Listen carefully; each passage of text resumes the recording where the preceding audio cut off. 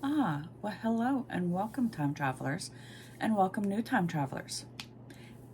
As always, if you're new to this channel and enjoy learning a history one event at a time, then don't forget to hit that like button, comment, and subscribe. Without further ado, let's get into it. Today we're going to start in 1599, when Anthony van Dyck, the most prominent Flemish painter of the 17th century, after Peter Paul Rubens, was born in Antwerp. Now in 1622, Acaparch,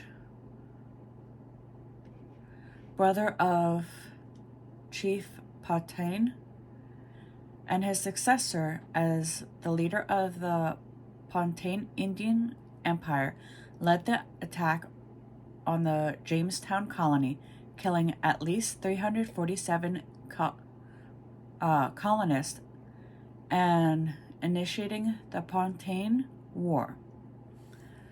In 1638, Anne Hutchinson was banished from the Massachusetts Bay Colony after her liberal religious beliefs ran afoul of officials. She later helped found Rhode Island. In 1820, U.S. Navy Commissioner Stephen Deckner was killed in a duel. 12 years later, in 1832, German author and philosopher John Wolfgang von Goethe, who was considered the greatest German literary figure of modern era, died in Weimar, Saxe-Weimar. In 1894, the Montreal Amateur Athlete Association won ice hockey's first Stanley Cup. Now in 1908, American author Louis L. Armour, who was best known for highly popular westerns, was offered well-researched portrayals of frontier life, was born. Our next stop will be in 1929, when Japanese artist Yayoi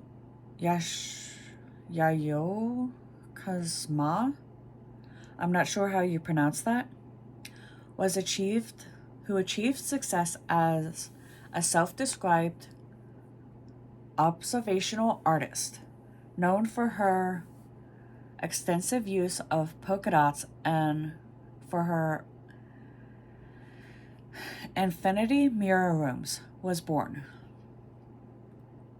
The infinity mirrors rooms makes me think of the movie Divergent. Anyway, on this day in 1934, when the August National Golf Club hosted the first Masters tournament in Augusta, Georgia.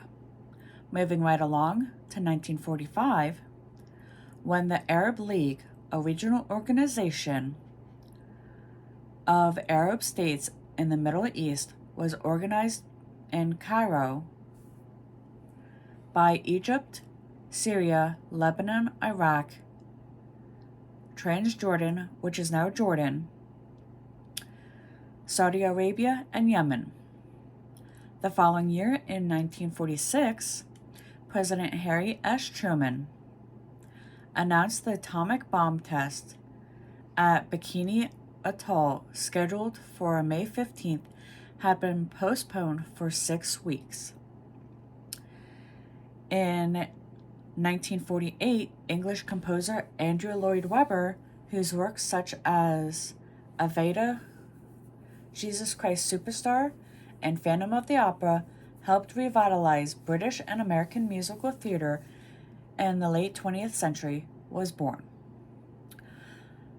I remember back when I was in school, in middle school specifically, we did some composers from Andrew Lloyd Webber.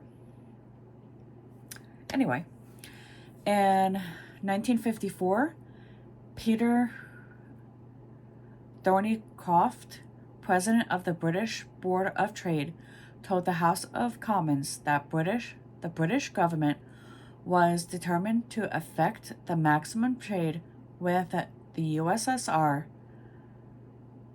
consistent with security considerations.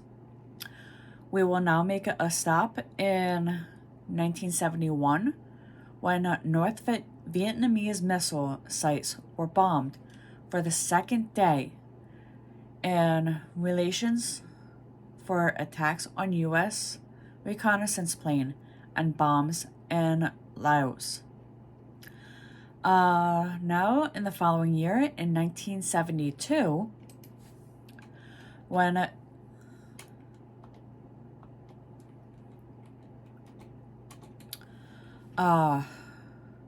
the U.S. Senate approved the Equal Rights Amendment, which stated equality of rights under the law shall not be denied or abridged by the United States or by any states on account of sex.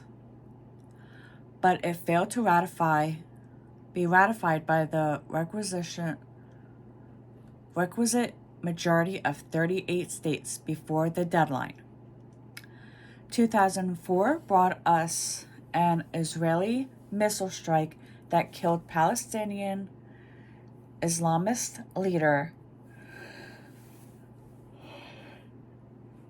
Sheikh Ahmed Yassin, co-founder